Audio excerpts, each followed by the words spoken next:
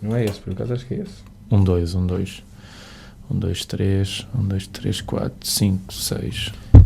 Sim. Sim. Está fixe. Não podes aproximar Muito. Queres que fique assim, mais ou menos? Mais vale estar a uma distância, sim. Yeah. Porque depois começa a...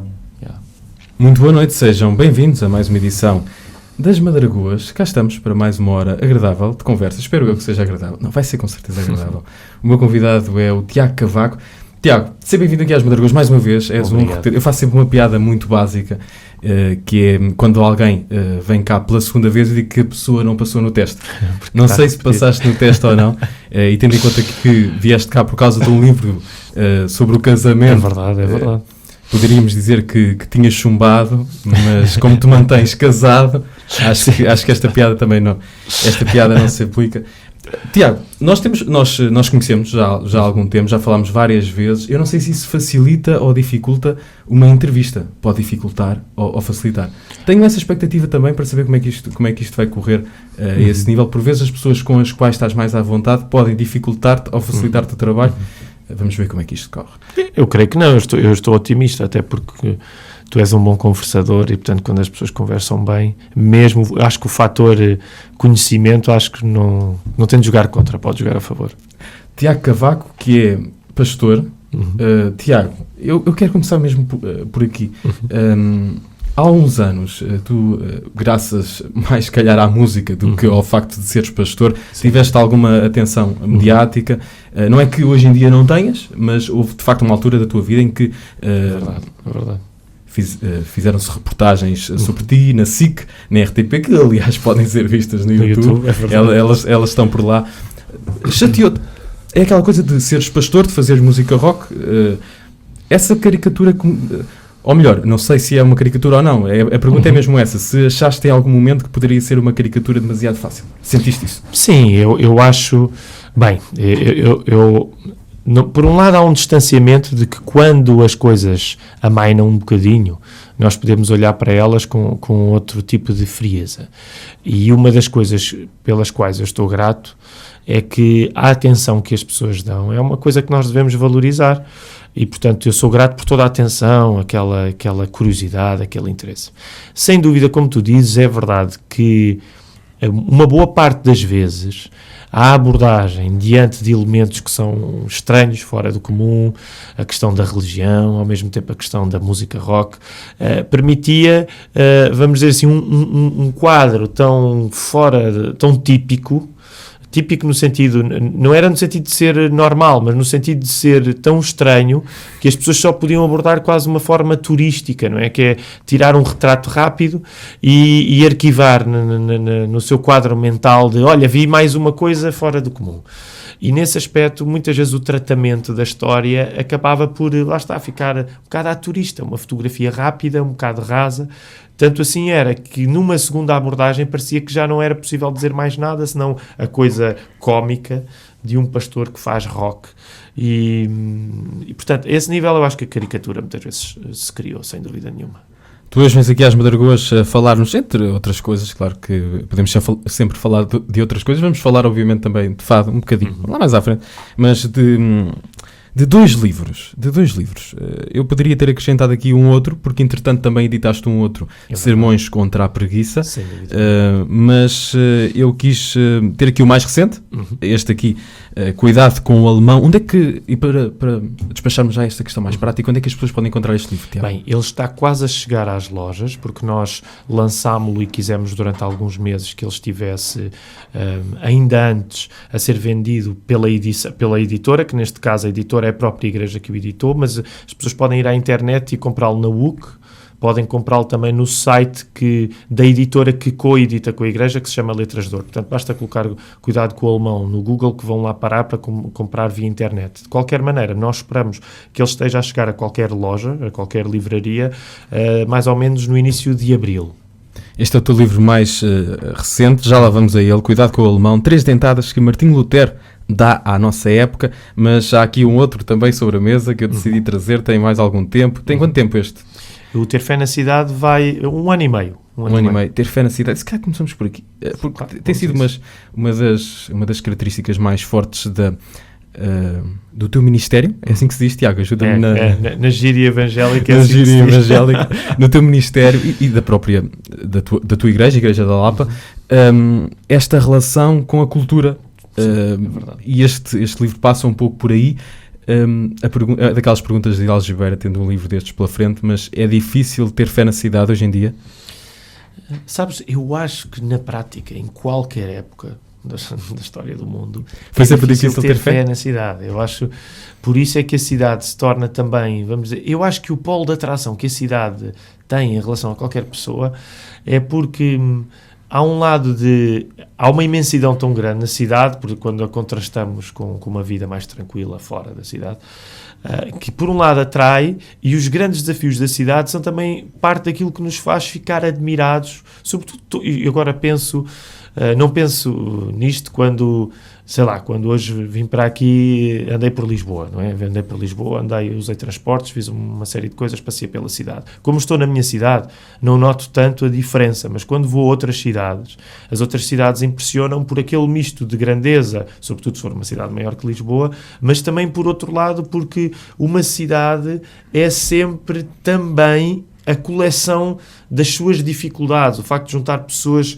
tão diferentes. E nesse sentido eu acho que ter fé na cidade é sempre difícil. Portanto, acreditar na cidade é difícil e também é isso que nos surpreende quando nós conhecemos uma cidade nova. É a capacidade de uma cidade ir além das suas limitações.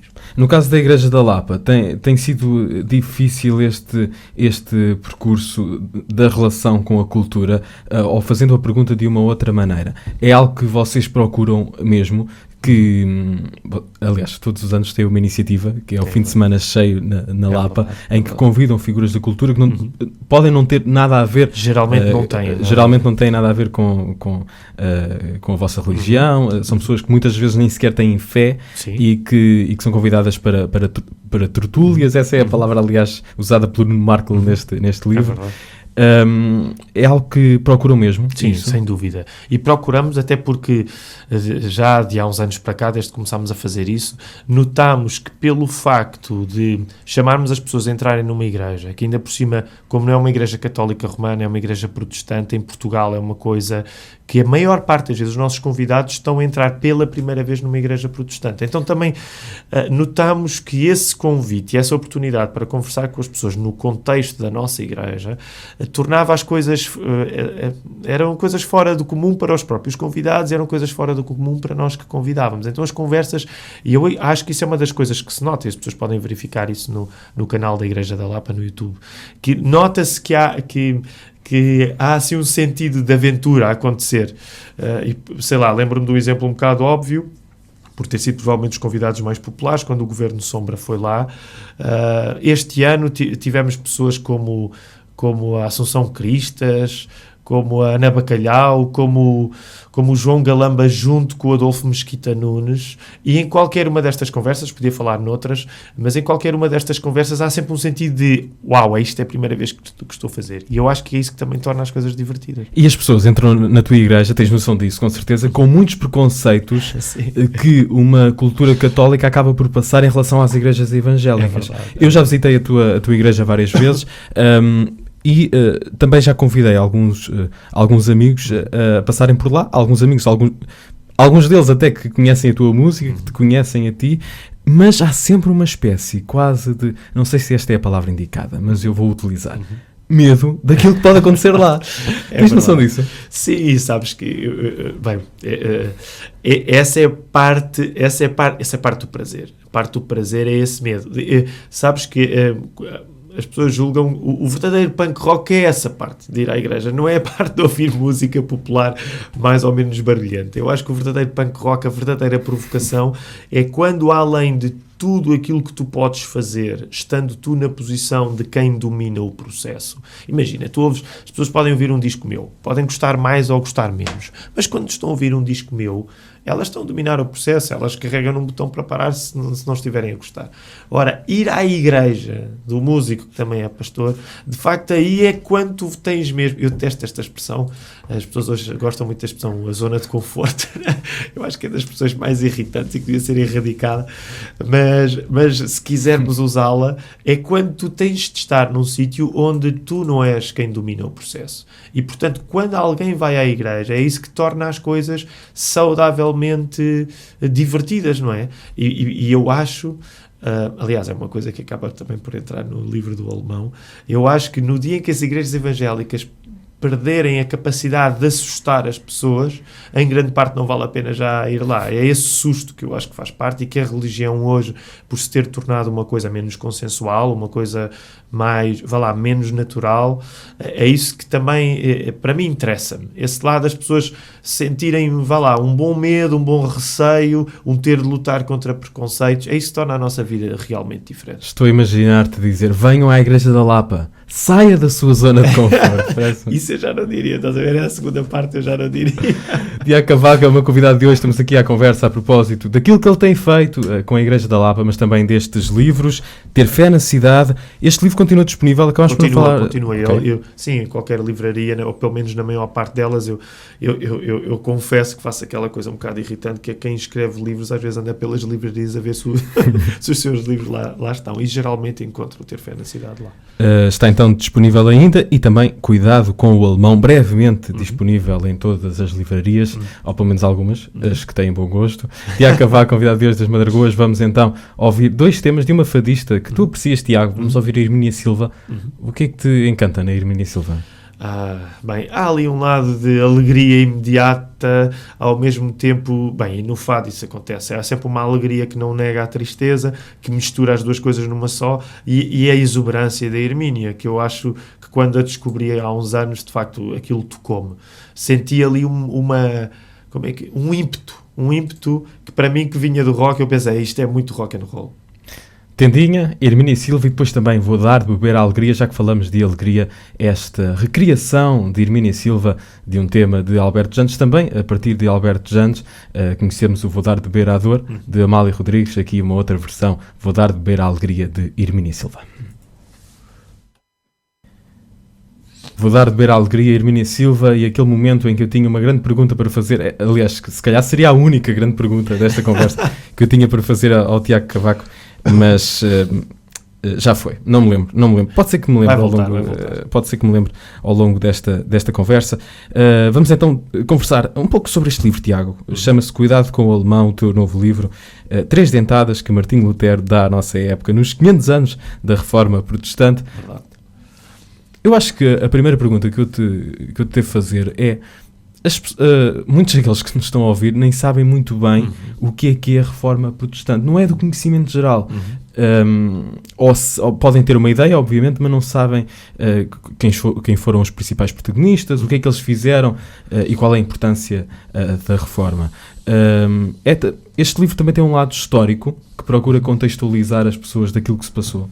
Sem dúvida. Até porque eu creio que saber alguma coisa sobre a Reforma Protestante que aconteceu há 500 anos na Europa não é necessariamente um assunto religioso, é um assunto de importância histórica global, porque foi uma coisa que mudou profundamente o mundo.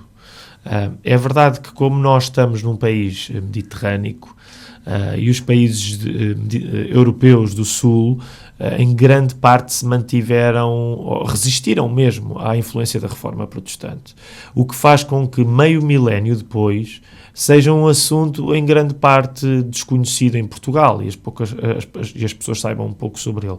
Mas falar dele é uma coisa que nos ajuda a explicar melhor quem nós somos em Portugal por não termos sido influenciados pela Reforma Protestante, e para hoje, que a proporção de pessoas que viajam, os portugueses que viajam são muito mais hoje do que há 50 anos. Portanto, quando nós viajamos, conhecemos outros países, se formos para o norte da Europa, apercebemos que há muitas diferenças que em grande parte podem e devem ser enquadradas pela importância da Reforma Protestante. E quem é que foi Martinho Lutero, Tiago? Martinho Lutero é um frade alemão nasce ali no final do século XV e como homem do seu tempo, ali no final da Idade Média, ele é um homem angustiado com algumas das angústias do seu tempo, nomeadamente acerca da religião. Ele pensava muito sobre que tipo de salvação é que ele poderia ter sendo um homem da religião, mas ao mesmo tempo sentia-se muito insatisfeito com a própria religião que praticava. E é um homem, sobretudo, vamos dizer assim, atormentado por essas questões e que vive esse tormento numa descoberta que na altura estava a acontecer, no final da Idade Média, que com o regresso às fontes, às línguas clássicas, com homem como Erasmo de Roterdão e outros, que eram pessoas que estavam a dizer, temos de voltar às línguas originais. No campo da religião, isso significava voltar a ler o Novo Testamento no grego, voltar a ler o Velho Testamento no hebraico. E há um ímpeto novo para ir às fontes, também quase naquele ideal de voltar à Idade Clássica. E Lutero faz parte destas pessoas que estão a ler a Bíblia com uma urgência renovada e ele fica admirado com aquilo que começa a ler na Bíblia, sobretudo com o Novo Testamento e com a carta de Paulo aos Romanos, e em grande parte começa a entrar em choque com a religião à qual ele pertencia. Como bom católico romano que queria ser, ele começa a viver um dilema acerca daquilo que encontra nos textos bíblicos e acerca daquilo que encontra no modo como as pessoas viviam a religião. E isso vai levá-lo em 1517, e daí ser os 500 anos este ano, em 31 de outubro de 1517, ele ter uma primeira reação, ainda, vamos dizer assim, pouco sólida em termos de pensamento teológico, mas ele revolta-se com uma prática ali no final da Idade Média, que era da igreja daquele tempo, que era a venda de indulgências. Portanto, a ideia que tu compravas alguma coisa, neste caso que servia para começar a construir a nova Basílica de São Pedro em Roma, e que ao comprares isso participava no processo de te salvares. Portanto, era-te dado um perdão por causa disso. E Lutero tem muita dificuldade em engolir essa ideia de que a salvação fosse uma coisa que pudesse ser feita através de compra de indulgências. E então, 31 de outubro de 1517, ele prega 95 teses contra as indulgências, que era aquilo que estava a acontecer na altura. A partir daí, esse é visto como um momento, vamos dizer, simbolicamente falando, um momento que dá origem àquilo que se vem chamar mais tarde a Reforma Protestante. E a Bíblia volta a estar no centro da discussão. Sem dúvida. Há uma aproximação, devido à Reforma, das pessoas com a Bíblia. As pessoas passam a ler mais a Bíblia e passam a ler a Bíblia com um fogo e com um entusiasmo que antes não existia. Sem dúvida. Que antes não existia. Esse entusiasmo, esse fogo também incomoda na leitura da Bíblia. Sem dúvida. O que é que incomodou tanto nessa nova postura? Sabes, eu acho que há um lado... Bem, quando se lê Martinho Lutero, uma das coisas que nós nos apercebemos é que Lutero é uma força, para o bem e para o mal, no sentido em que ele é um homem incomparável. E eu tenho de fazer uma referência, isto não é apenas um livro de elogio a Martinho Lutero. Claro. Principalmente na primeira parte do livro, em que tu fazes uma contextualização histórica, apontas também aqui alguns defeitos de Martinho Lutero, para que as pessoas também percebam que não é um elogio total. Não é uma geografia, não é? Sem dúvida. Até porque quando a pessoa lê Lutero, aquilo que ama também é aquilo que rapidamente percebe que não é assim tão interessante, porque a sua veemência, o seu exagero, o seu excesso, tudo isso é visível. Mas ele é um homem que, sabes, aquelas pessoas que contagiam. E Lutero é um homem que faz uma revolução, não porque a planeia, mas porque o modo como ele vive a descoberta do texto bíblico é de facto contagiosa. E só para termos ideia do que é que isto significa na Alemanha. Itália e França eram os centros na altura de publicação. Não podemos esquecer que Gutenberg e a invenção da imprensa tinha acontecido há pouco tempo, e isso vai ser completamente revolucionário, porque os protestantes vão se atirar à ideia de que a Bíblia deve estar no centro, a centralidade da palavra, e Lutero começa a publicar coisas. Em pouco tempo, a Alemanha e a pequeníssima cidade de Wittenberg torna-se o centro da publicação na Europa. A Alemanha começa a publicar mais do que a Itália e a França juntas. António, é difícil explicar isto hoje na linguagem informática e de comunicação que nós temos, mas há uma revolução a acontecer. Em poucos anos, Lutero torna-se o autor mais publicado de sempre da história do mundo, o que faz com que a Alemanha mude como país, excitado com esta ideia da publicação de coisas, porque há muita coisa que se publica, há muita polémica teológica, mas ao mesmo tempo Lutero não quer que as lutas teológicas sejam como até isso tinha vivido lutas que pertenciam apenas aos religiosos, à classe religiosa. Lutero, uma das coisas que descobre na leitura da Bíblia é que lidar com a palavra é de toda a gente, não pode ser só para teólogos, não pode ser só para padres, não pode ser só para o clero. Ele faz questão que os dilemas teológicos dele sejam entendidos como assuntos populares. E nesse sentido, na Alemanha, imagina, de repente aquilo que se está a pregar na igreja ao domingo torna-se para o povo uma política do povo. O povo tem a ver com aquilo. Não é só uma coisa de um frade que está zangado com o Papa. O povo tem a ver com aquilo. Isso muda a face da Europa completamente. Também pela negativa. Vamos nos imaginar a nós em Portugal. Há transformações que aconteceram para países do norte da Europa que, no certo sentido, nunca aconteceram connosco, porque nós continuámos em grande parte a separar o sagrado do profano, coisa que nos países protestantes foi muito baralhada.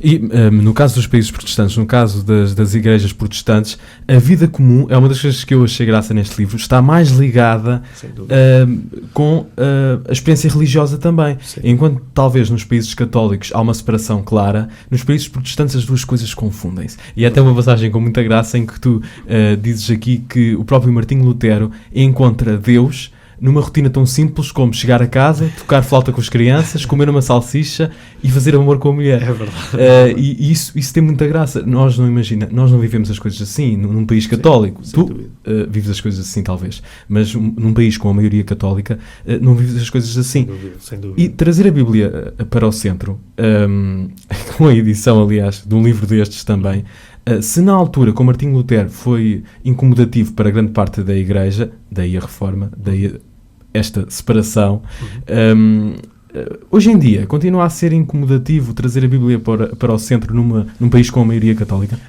Sabes, uma das coisas que eu diria, também pelas muito boas amizades que tenho tido com bons católicos, sabes que uma das coisas, às vezes, para um miúdo que cresce numa igreja protestante, numa igreja evangélica como eu, é que às vezes também cai num reducionismo, que é achar que nós somos poucos, os protestantes são poucos, os evangélicos são poucos, porque existe um domínio católico quase tentacular.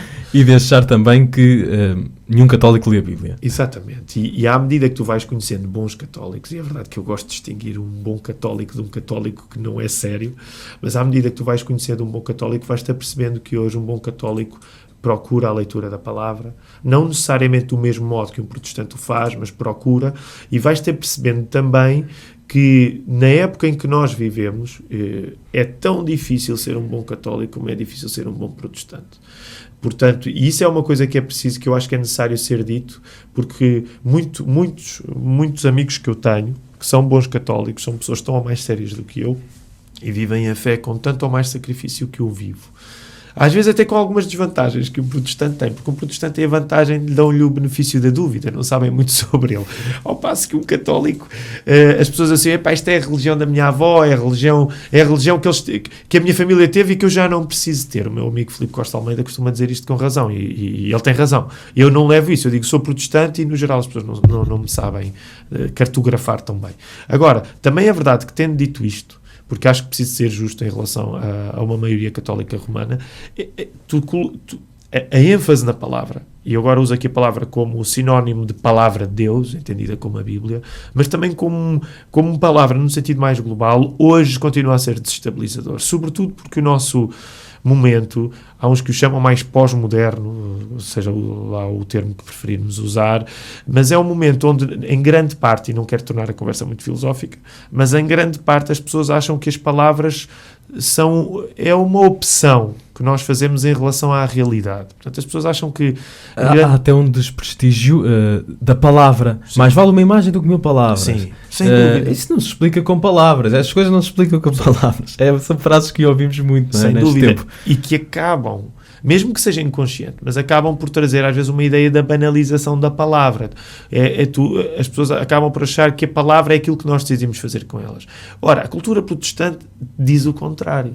A cultura protestante não diz que a palavra é aquilo que tu decides fazer com a realidade que tens. A cultura protestante enfatiza uma coisa que hoje pode ser visto quase como revolucionária, que é, não é a palavra que sai da realidade, portanto não é uma escolha que tu com a realidade tens, usas as palavras como queres, mas o protestantismo vem dizer A realidade é que sai da palavra, porque o que a Bíblia diz é que Deus cria todas as coisas a partir da sua palavra, não é? É isso que encontramos logo no Gênesis 1, e Deus disse e as coisas formam-se. Portanto, um protestante, e é claro que eu corro risco aqui de estar a idealizar um bocadinho, mas um protestante acredita que a palavra é a coisa mais segura que existe. Portanto, o que te faz olhar para o mundo de um modo completamente diferente, faz-te acreditar na perenidade, na permanência da palavra. Isso não quer dizer que não haja problemas no nosso modo de as usar. Nós temos as nossas limitações enquanto pessoas que somos, usando as palavras. Mas quando tu acreditas que a realidade é produto da palavra e não a palavra produto da realidade, tu sabes que quando estás a lidar com a palavra, seja neste caso a Bíblia, ou seja quando estás a lidar com a palavra no geral, tu estás a mexer na verdadeira substância das coisas. E isto hoje em dia as pessoas não olham assim. Ao mesmo tempo é libertador, porque tu começas a pensar, uau, e se a realidade for de facto o reflexo da palavra, isso muda a maneira que tu vives. Tiago Cavaco, convidado de hoje das Madragoas. Uma das dificuldades de conversar com o Tiago é que é difícil parar de conversar com o Tiago. Essa é a principal dificuldade. Cuidado com o Alemão é o livro que temos hoje em cima da mesa. Ele vai estar disponível brevemente. São 3 dentadas que Martinho Lutero dá à nossa época, com prefácio de João Miguel Tavares, uma figura também conhecida, e há pouco falavas do Governo Sombra. Ele também faz parte desse Governo Sombra e assina o prefácio deste livro, e diz uma coisa com graça nesse prefácio. Eu vou tentar encontrar enquanto ouvimos Tristão da Silva. Lisboa é sempre... Não vamos ouvir Lisboa é sempre Lisboa, vamos ouvir outra coisa. Nem às paredes confesso, já que falamos hoje com um pastor evangélico. Eles não se confessam muito ao pastor, as pessoas, normalmente na Igreja Católica há mais... Também confessam, mas não da maneira católica típica, é verdade. Por isso, nem às paredes confesso, parece-me bem. Tristão da Silva.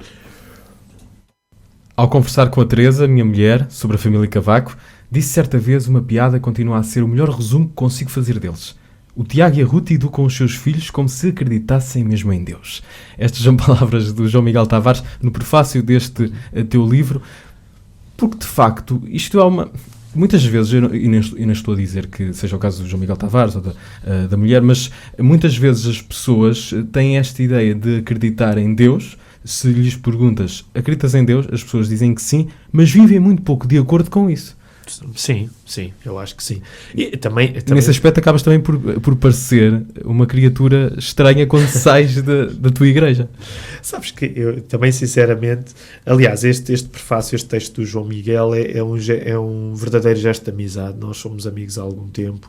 Temos estas discussões, às vezes vorazes, acerca da religião, e o que ele diz é engraçado, apesar de ele, com aquele sentido de humor que tem, de também estar intencionalmente a ser um pouco injusto para a família dele, porque eu conheço o João Miguel e a Teresa, eles são bons amigos, e de facto eles dão uma educação bonita aos filhos deles, que eu acho tão ou mais cristã do que aquela que nós damos. Mas é verdade que o que o João está a querer dizer, acho, é que em grande parte às vezes há uma espécie de educação religiosa que é mais, não quero ser bruto, mas há uma espécie de uma espécie de educação religiosa que às vezes é mais uma pose do que uma convicção, não é? E eu acho que é aí que o João está a mexer um bocadinho, e eu concordo. Tens um capítulo aqui dedicado, aliás, chama-se precisamente Miudagem. Falas aqui, eu ainda não cheguei lá, confesso, Tiago, mas falas aqui da educação dos filhos. De que forma é que Martinho Lutero dá também uma dentada a este assunto? Pois, sabes que Lutero diz uma coisa muito bonita, ela é citada aí no livro, que ele diz basicamente isto: se eu não fosse pregador, eu queria ser professor de crianças, porque acho que é a melhor coisa que existe. E essa é uma das coisas apaixonantes na Reforma, como ela acontece, a Reforma Protestante na Alemanha, é que, como a palavra passa a ser a preocupação fundamental na religião das pessoas, o ensino para a leitura individual da palavra torna-se um valor. Agora repara, isto não é só uma questão religiosa, porque como falávamos, a própria distância entre sagrado e profano fica erodida. Os protestantes percebem que ensinar as pessoas a ler é fundamental. Então tu tens taxas, no final do século XVI, tu tens taxas de alfabetização da Alemanha que são coisas absolutamente impressionantes, são níveis modernos. níveis modernos de escolarização, por causa deste ideal protestante da palavra estar no centro. Isto significa que tudo aquilo que é relacionado com os assuntos da pedagogia desenvolve-se fantasticamente ali na Alemanha. E as crianças tomam há uma preocupação com o ensino das crianças. Aliás, Lutero, também eu cito isso a determinada altura no livro. Lutero, isto era engraçado, os pregadores medievais era uma coisa maravilhosa, porque eles eram, se necessário, podiam pregar um sermão e rogar uma praga às pessoas no meio do sermão se elas não quisessem fazer aquilo que eles achavam que elas deviam querer fazer. O que é uma coisa que eu tenho que começar a experimentar lá na Lapa também, que é rogar pragas às pessoas durante os sermões. Mas ele a determinada altura roga uma espécie de praga a dizer: malditos sejam vocês, como quem diz, vão para o inferno se vocês tiverem o desplante de não querer educar os vossos filhos em condições, sobretudo pensando na possibilidade de um dos vossos filhos poder vir a ser pastor da igreja. O que é uma coisa incrível, é uma coisa incrível. A educação das crianças é uma preocupação da reforma protestante, e hoje, eu acho, isto obviamente estou a generalizar muito, mas hoje um dos problemas é que nós hoje, por um lado, estamos tão obcecados em ser os melhores pais possível, ao mesmo tempo que deixamos de acreditar na educação em termos mais absolutos, o que nos coloca numa esquizofrenia difícil, complicada, que é: eu quero ser o melhor pai de todos, e achamos que qualquer gesto que nós temos de fotografar no Instagram ou facebookar para provar que a nossa parentalidade, que é um termo horrível, parentalidade é melhor, mas ao mesmo tempo somos os primeiros a desacreditar qualquer tipo de princípio de educação que possa ser visto como absoluto. Portanto, estamos sempre mal, ao mesmo tempo que queremos estar sempre bem. Falar na pedagogia, eu acho que é um dos assuntos mais urgentes que os cristãos, em particular, têm para pegar. Educar os filhos é provavelmente o capítulo mais relevante do livro. Um outro capítulo deste livro tem o título Maldade. Tiago, tu queres mesmo vender algum livro? É a pergunta que eu te faço. Pois eu não sei. Não é muito popular falar da maldade, assim, em termos absolutos, hoje em dia. Concordas com isso? É verdade. Há uma grande frase de um escritor inglês, que é o Chesterton, que é um escritor que eu amo, e ele dizia que a doutrina do pecado original, portanto a crença de que todos nascemos com o mal, era das coisas mais fáceis de provar, porque bastava sair à rua. E eu continuo a achar que o Chesterton tem razão. Hoje parece politicamente incorreto dizer que as pessoas, por exemplo, falar num conceito teológico como o pecado original, até porque quando os nossos bebés nascem, e eu sei porque já tive 4 bebés a nascer, quando os nossos bebés nascem, tu pensares, se alguém te for lá visitar à maternidade, e quando a tua mulher está deitada e pegar na criança e disser assim: olha, não esqueçam que este já nasceu com o mal dentro dele, quer dizer, tu vais acho que as pessoas iam ficar ofendidas, mas no entanto o cristianismo acredita nisso, acredita que todos nós nascemos com o mal. E sabes que, ironicamente, sendo uma coisa difícil hoje de afirmar, também é das coisas que mais nos liberta, porque nós não precisamos de viver a provar-nos aos outros como se fôssemos perfeitos. E tu perceberás isto, António, que é... não somos. E basta que as pessoas pensem assim: vou perguntar à pessoa que se dá mais comigo se ela tem dificuldade em acreditar que eu faço as Estamos demasiado convencidos do nosso potencial de bondade? Eu acho que sim. Estamos de um modo que acaba por não nos ajudar. É que, sabes que a verdadeira crueldade é essa. A verdadeira crueldade é nós estarmos tão obcecados em provar a nossa bondade aos outros que não nos apercebemos que não há gesto de amor tão poderoso como o sermos perdoados. E nós vamos cometer erros. Eu sou casado, tenho filhos, sei que as pessoas que eu mais entristeço, infelizmente, são as pessoas que eu mais amo. Se eu não pudesse ser perdoado pela Ana Ruth, pela minha mulher e pelos meus filhos, a minha vida ia ser complicada. Porque eu ia ter de viver a querer provar-lhes a todo momento que tudo aquilo que eu faço está certo. E acredita, António, não está. E, portanto, não há nada como o perdão. Agora, o perdão também só tem pertinência se tu acreditares que precisas de ser perdoado. E para isso tens de lidar com a ideia de que fazes coisas mal, que o mal é uma coisa natural em ti. Martinho Lutero dá uma dentada à nossa época, porque as pessoas hoje em dia quase que fazem, mesmo sem perceberem isso, quase que fazem gala dos seus próprios erros. como se fossem os próprios erros a definir-lhes a identidade? Essa é uma excelente pergunta, sabes? Até porque é isso que tu fazes. As pessoas pegam nos erros como se fosse uma nova manifestação de virtude. E eu vou dizer uma coisa, no outro dia pregava isto no sermão. Aliás, esta conversa já está muito próxima do sermão que eu estou para aqui a pregar. Mas deixa-me dizer... Meu caro, estás a promover o teu livro. Eu dou esta oportunidade a todos os autores. Por isso. É verdade, eu agradeço por esta oportunidade. Uma das coisas que eu dizia há uns tempos lá no sermão na Lapa tem a ver com isto. Hoje em dia as pessoas, quando... É uma coisa muito irritante, na minha opinião, não quero obviamente ser desagradável dizendo isto, mas imagina, quando sempre tu tens entrevistas de vida e tu és um homem que mexe com a palavra, com entrevistas, falas com as pessoas, perceberás bem o que eu vou dizer, mas sempre que tens entrevistas de vida, não é? Há aquela altura incontornável onde alguém diz, eu não me arrependo nada do que fiz, porque todos os erros que eu fiz contribuíram para o lugar onde eu estou hoje e para a pessoa que eu sou. Ora, isto eu percebo que as pessoas o façam com boa vontade e com sinceridade, mas há aqui uma ponta de perversidade, que é a ideia de eu vou esfregar na cara das pessoas que os meus erros bem vistos até são as minhas maiores virtudes. O que é desagradável. Sabes porquê? Até porque agora estou a pensar em mim. A maior parte dos erros que eu cometi, sim, no certo sentido eu aprendo com eles, mas os erros que eu cometi que prejudicaram as pessoas mesmo. Elas não vão ficar animadas se eu fizer algo. Imagina, se eu ofendo alguém, eu não vou lá chegar e dizer, olha, peço desculpa, mas porque tu deves ter em conta que aquilo que eu fiz de errado contra ti vai-me beneficiar a mim daqui a uns tempos quando eu puder olhar para isto. Não, quando tu ofendes alguém, o que tens de pedir é desculpa, peço desculpa pelo mal que fiz. Portanto, as pessoas que eu ofendo sem querer, e às vezes por querer, são pessoas que merecem que o mal que eu lhes fiz seja reconhecido como um mal, independentemente se eu vou poder aprender com ele ou não. Portanto, é nesse sentido que eu acho que tens toda a razão. Há uma maneira virtuosa, perversamente virtuosa, das pessoas exibirem os seus males. Tiago, estamos na reta final desta conversa, mesmo no fim. Como sempre, eu vim muito preparado e, basicamente, conduzi esta conversa orientando-me pelos capítulos. E ainda assim temos de despachar, sendo assim, temos de despachar um último capítulo. Não sei se é o último capítulo, mas na verdade é o último sobre o qual vamos ter a oportunidade de falar de forma breve. O último capítulo chama-se Música, que ritmo Martinho Lutero nos tenta ensinar. A música é um grande assunto na Reforma Protestante. Aliás, a maior parte das vezes as pessoas que em Portugal têm alguma luz sobre a Reforma Protestante é porque vêm filmes americanos e nos filmes americanos, quando aparecem igrejas, geralmente são igrejas protestantes, muitas vezes afro-americanas, com aquele gospel puxado, e portanto isso é uma coisa que as pessoas têm a ideia que os evangélicos ou os protestantes, e eu uso o termo evangélico e protestante como sinónimos, sim, gostam muito de cantar, os cultos são muito agitados, aquilo é vivo.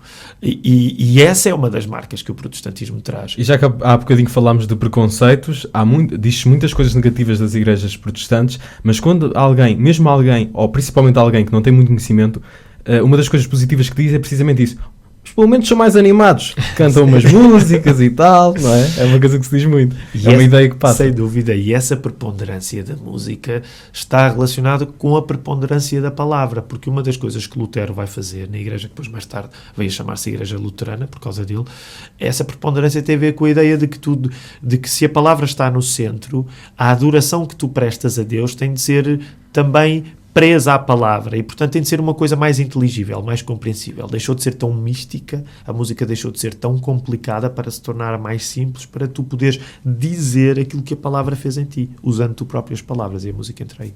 Tiago Cavaco, convidado de hoje das Madragoas. Cuidado com o Alemão, é um livro que vai estar disponível muito em breve nas livrarias, nos 500 anos da Reforma Protestante, 3 dentadas que Martinho Lutero dá à nossa época.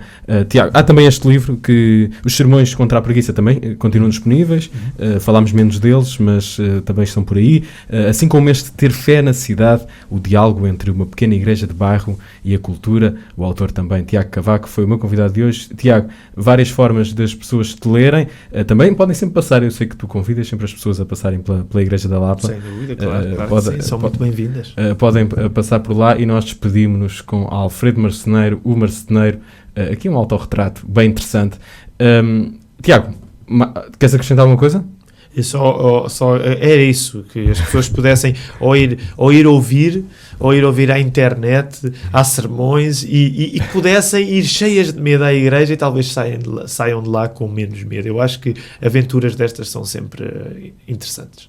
Saia da sua zona de conforto. Não, não vou dizer isso, o Tiago não permite. Até amanhã. Forte abraço. Um abraço. Espera aí. Faltou dizer uma coisa muito importante, porque somos muito ouvidos no Brasil também, através de Amália.fm. Tiago, brevemente, vai ser editado, muito breve, os livros vão ser lançados e também peço para que sejas breve. Os livros vão ser lançados, todos eles, no Brasil?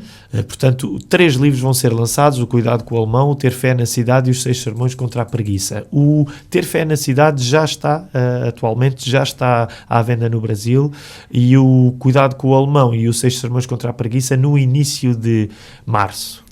A atenção do público brasileiro, somos ouvidos através de Amália.fm, muito ouvidos no Brasil, e por isso fica aí então essa chamada de atenção. Agora sim, obrigado Tiago, até amanhã. Forte abraço. Um abraço.